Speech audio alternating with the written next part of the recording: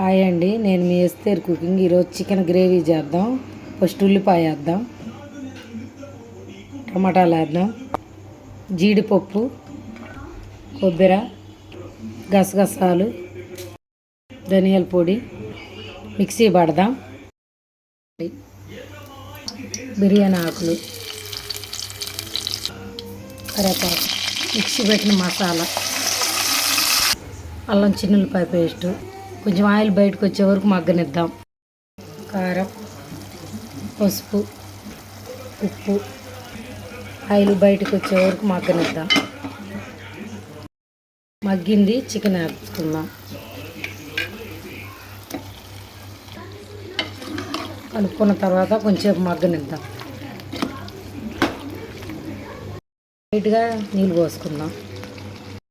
Masala, chicken masala,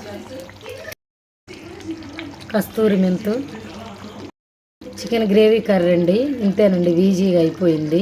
మీరు కూడా నా వీడియోలు చూస్తూ ట్రై చేయండి. లైక్ చేయండి, షేర్ చేయండి.